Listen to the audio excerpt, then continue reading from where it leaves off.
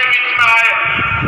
मैं हरियाणा प्रदेश की जनता की तरफ से, भारतीय जनता पार्टी की तरफ से, आप सबकी तरफ से योगी आदित्यनाथ जी का हार्दिक स्वागत और अभिनंदन करता हूं। आज हरियाणा में आगमन के बाद हरियाणा की जनता का उत्साह और जोश और भारतीय जनता पार्टी की तीसरी बार सरकार बने, इस बात का आशीर्वाद देने के लिए हमारे बीच में आए हैं।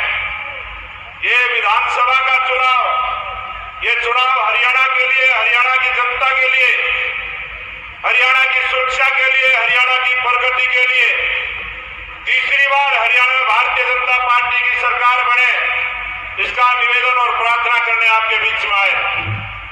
हरियाणा प्रदेश की लोकप्रिय सरकार ने जो काम किए वो आप सबके सामने आज मंच पर आसीन मेरे से पहले सभी वक्ताओं ने आपको संबोधित किया होगा।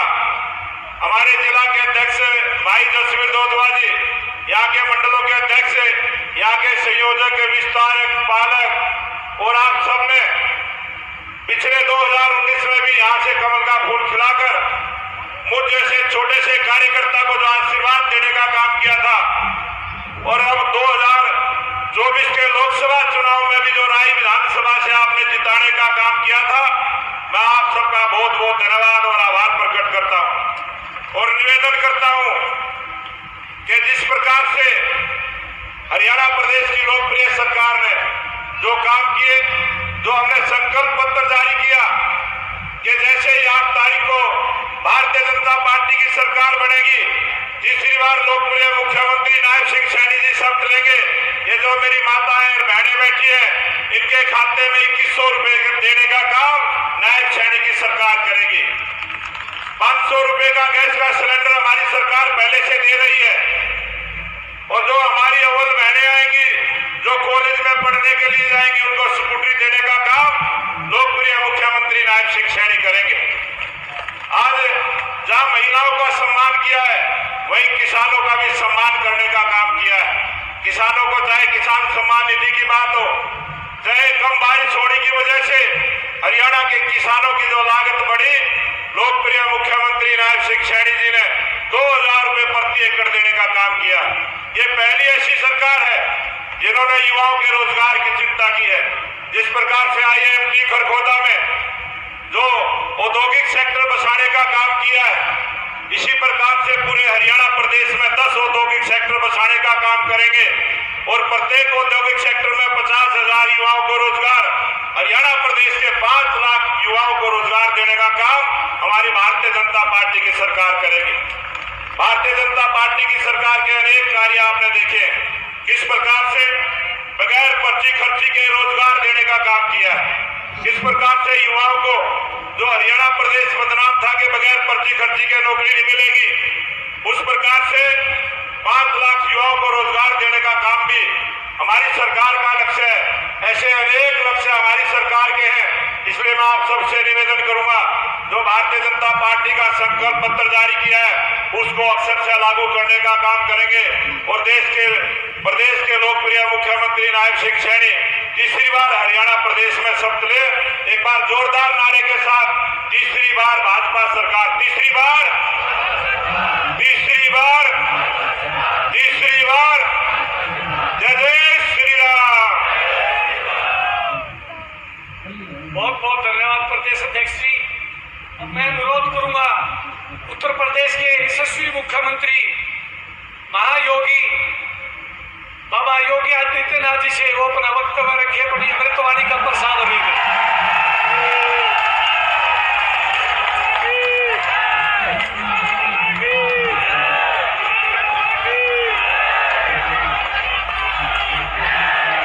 भारत माता की, भारत माता की, भारत माता की, वंदे वंदे वंदे।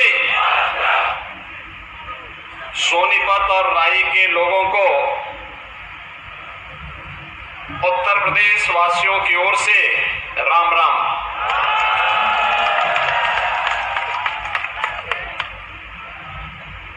मंच पर उपस्थित भारतीय जनता पार्टी के कर्मठ और लोकप्रिय प्रदेश अध्यक्ष श्री मोहनलाल बड़ोली जी, भारतीय जनता पार्टी की लोकप्रिय प्रत्याशी पूर्व मंत्री श्रीमती कृष्णा गहलावत जी,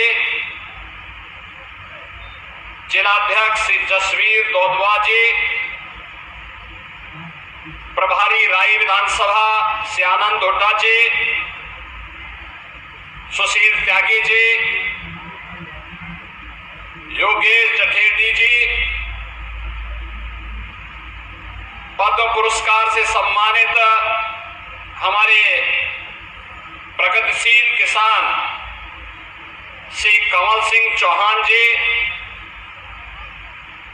अध्यक्ष जखोली मंडल श्री अरुण चौहान जी, श्री अशोक भारद्वाज जी, मुकेश बसोदी जी, श्री नवीन सरपंच जी, श्रीमती शिमला देवी जी और भारी संख्या में उपस्थित राई विधानसभा क्षेत्र में अपना आशीर्वाद देने के लिए उपस्थित विधानसभा के सभी मेरे बहनों और भाइयों, इस पावन धरा को जो देश के शौर्य और स्वाभिमान की प्रतीक है, इस धरा को कोटि कोटि नमन करते हुए मैं आप सबका हृदय से स्वागत करता हूं, अभिनंदन करता हूं।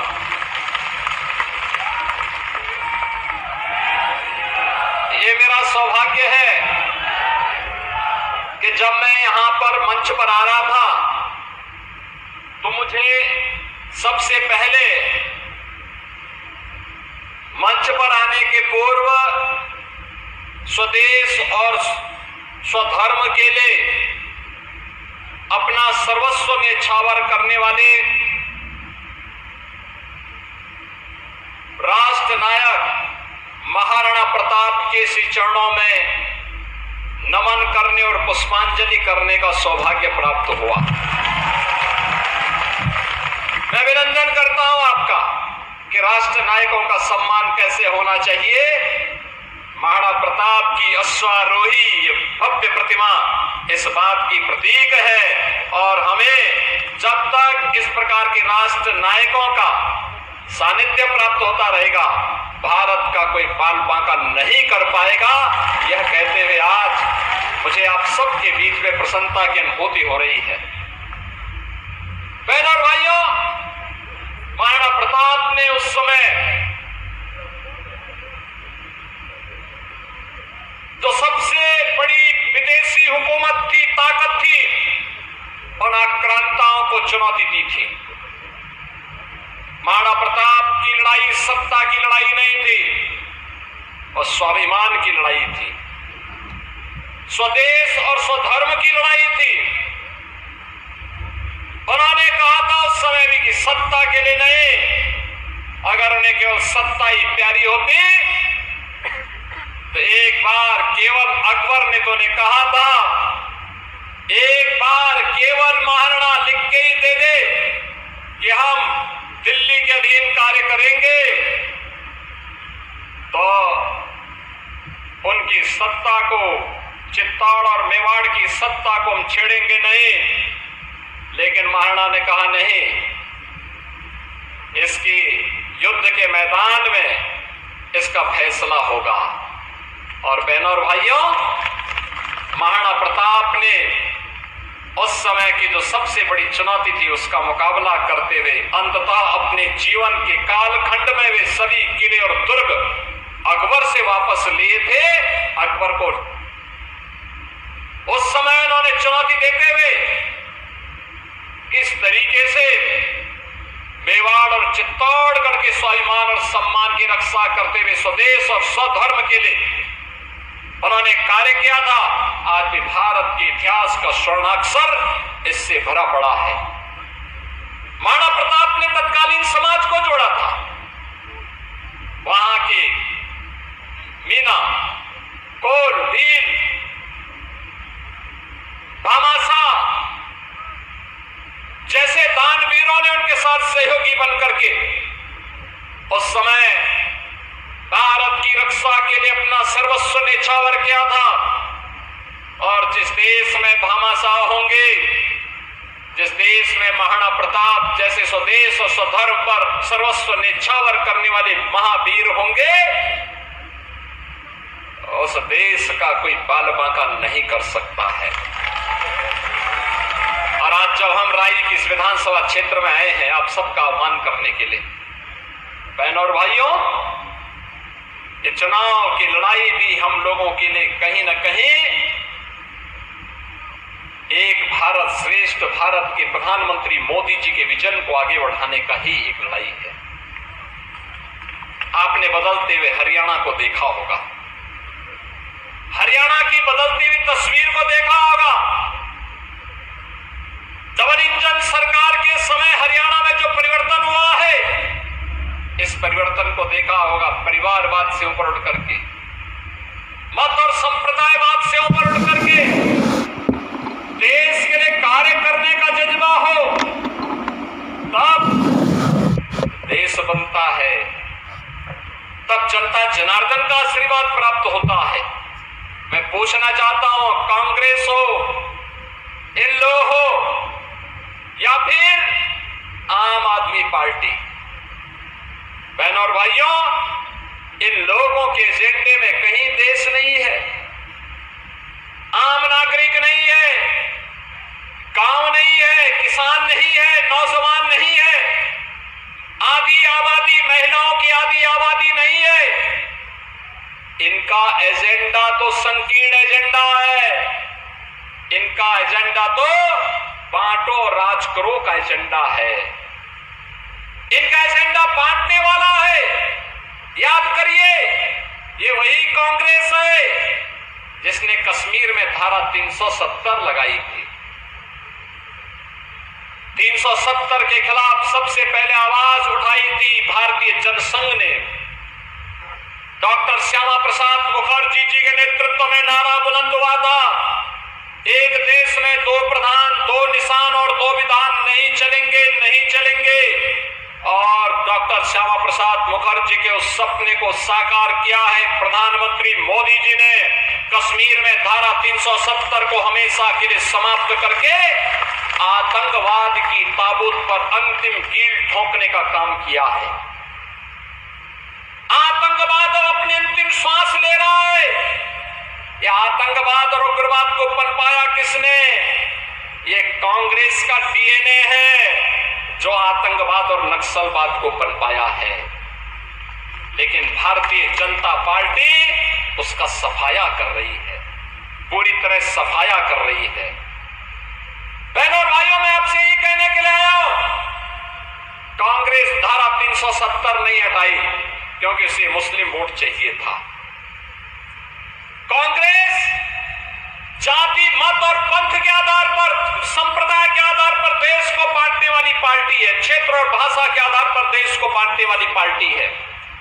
आपने राहुल गांधी का कार्य देखा होगा।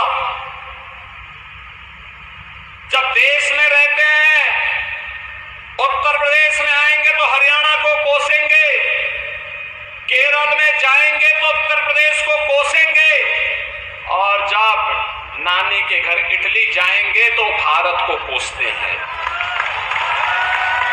देश में संकट आता है तो इनको नानी याद आती है, तब भारत की 140 करोड़ जनता जनार्दन याद नहीं आती है। बहनों और भाइयों, एक और देश के खिलाफ इतना शत्रुता का भाव रखने वाली कांग्रेस है, परिवारवाद से जकड़ी हुई इल्लो है, आम आदमी पार्टी है जो जेल और बेल के चक्कर में ही अभी पड़े हुए हैं, जिनका कोई ठिकाना नहीं है, जिनको केवल वादा खिलाफी करना ही जिनका एकमात्र पहचान बन चुकी है।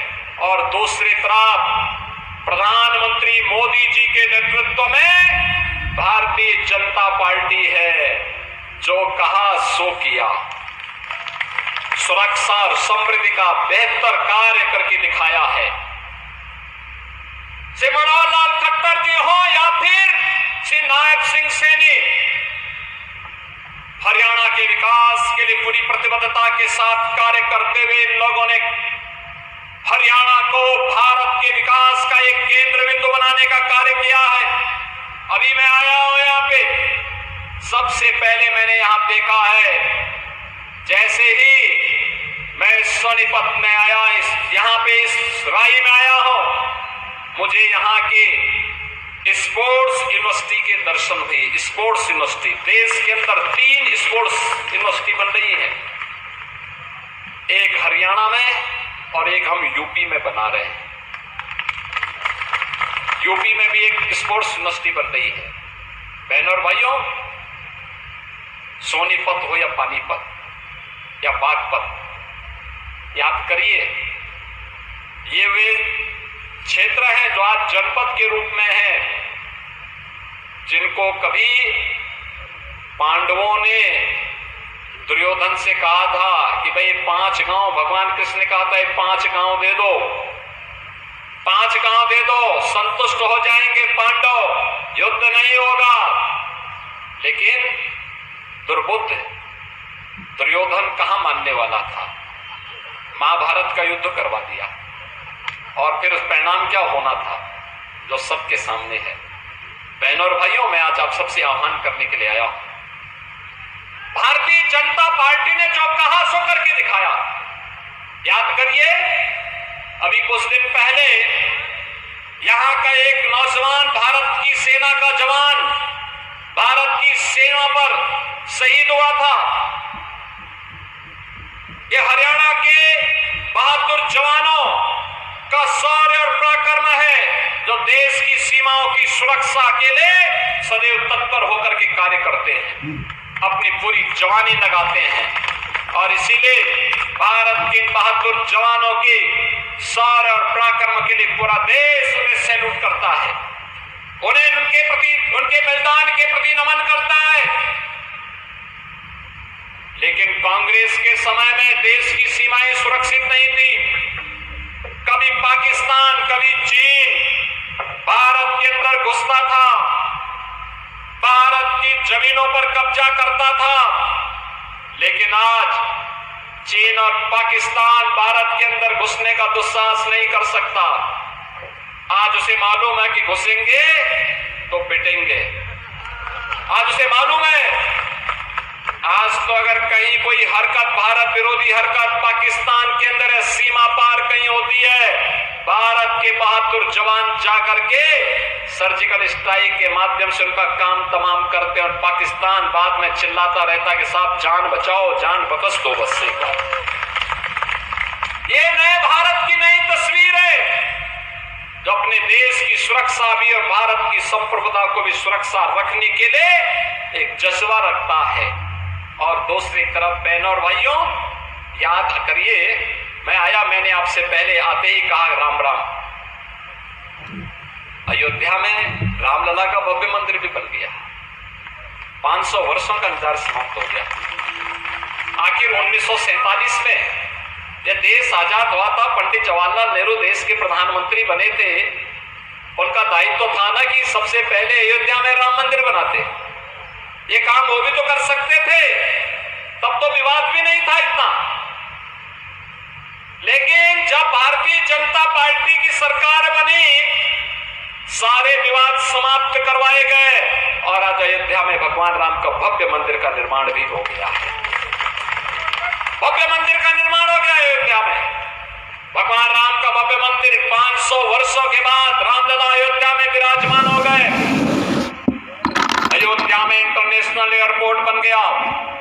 इंटरनेशनल एयरपोर्ट का नाम महर्षि वाल्मीकि के नाम पर रखा गया। माता सबरी भोजनालय जो चल रहे हैं, माता सबरी के नाम पर चल रहे हैं, क्योंकि भगवान राम के लिए जब वनों में भटक रहे थे, तब माता सबरी ने अपने बेर उन्हें खिलाए थे, और इसीलिए उनके प्रति कृतज्ञता करने, ज्ञापित करने के लिए वहां की जो रसोई है, जहां वहां का भंडारा बनता है, वो माता सबरी के नाम पर है। बहनों और भाइयों, मैं आप सबसे कहने के लिए आया, ये भारतीय जनता पार्टी है। आपने देखा होगा ये डबल इंजन की सरकार हरियाणा में आने के बाद पिछले 10 वर्षों के अंदर हरियाणा में व्यापक परिवर्तन देखने को मिला है। आज यहाँ पे जाति मत और मजहब के आधार पर नहीं बल्कि विकास की बात होती है, रोजगार की बात होती है, किसान को किसान सम्मान निधि की बात होती है, गरीब के लिए आवास की बात होती है, गरीबों के लिए फ्री में राशन की बात होती है और 1 डिस्ट्रिक्ट 1 मेडिकल कॉलेज बनाने की बात होती है। अन्यथा कांग्रेस के समय में एक मेडिकल कॉलेज किसी एक कोने में बनता था, लोग मानते थे चलो हो गया, लेकिन आज तो हर जिले में एक मेडिकल कॉलेज बनाया जा रहा है। हर घर नल की योजना से शुद्ध पेयजल उपलब्ध करवाने का कार्य किया जा रहा है। स्पोर्ट्स यूनिवर्सिटी बन रही है, विकास समान रूप से हो, कहीं कोई भेदभाव न हो, यह भारतीय जनता पार्टी करके दिखा रही है। और बहनों और भाइयों, आज इसी भाव के साथ हम सब आपके बीच में आए हैं। श्रीमती कृष्णा गहलावत जी को भारतीय जनता पार्टी ने एक लोकप्रिय प्रत्याशी के रूप में आपके बीच में उतारा है और मैं उत्तर प्रदेश से केवल आपसे यही अपील करने के लिए आया हूं कि श्रीमती कृष्णा गहलावत जी के पास एक लंबा अनुभव है, प्रशासन का भी, एक जनप्रतिनिधि के रूप में भी, और साथ साथ नौजवानों को रोजगार के साथ कैसे जोड़ना है, इंडस्ट्री और इंस्टीट्यूशन को आपस में जोड़ करके रोजगार की नई संभावनाओं को कैसे आगे बढ़ाया जाता है, यह कार्य भी वो तेजी के साथ आगे कर सकती है। और इसलिए भारतीय जनता पार्टी ने एक लोकप्रिय नेता के रूप में उन्हें आपके बीच में उतार करके आप सबका आशीर्वाद उन्हें प्राप्त हो। फिर से डबल इंजन की सरकार श्री नायब सिंह सैनी के नेतृत्व में हरियाणा के अंदर बने, विकास की नई बहार हो और नायब सिंह सैनी की सरकार हो, इस विश्वास के साथ भारतीय जनता पार्टी ने श्रीमती कृष्णा गहलावत जी को अपने प्रत्याशी के रूप में आपके बीच में उतारा है। आप सबसे मेरी अपील है, आपका आशीर्वाद भारतीय जनता पार्टी को प्राप्त होगा, सभी का प्राप्त होगा, सभी माताएं भी बताएं प्राप्त होगा, लेकिन आशीर्वाद तब प्राप्त मैं मानूंगा आप तो यहां पे बोलकर कार्य करेंगे ही, आप में से हर मतदाता अपने साथ 10 नए वोट को ले जाकर के मतदान केंद्र में ले जाकर के कमल चुनाव चिन्ह पर वोट डलाने में योगदान करेंगे। हर एक मतदाता मतदान करके यहां पर कमल चुनाव चिन्ह पर भारतीय जनता पार्टी को विजयी बनाने के लिए अपना योगदान देगा। सभी लोग सहमत हैं? बहनों और भाइयों, आपके इस आशीर्वाद के लिए मैं आपका अभिनंदन करता हूं, आपसे अपील करता हूं श्रीमती कृष्णा गहलावत जी को भारी बहुमत से विजयी बनाने की अपील आप सबसे करते हुए वाणी को देता हूं विराम। आप सब मेरे साथ बोलेंगे जय जय श्री राम, जय जय श्री राम।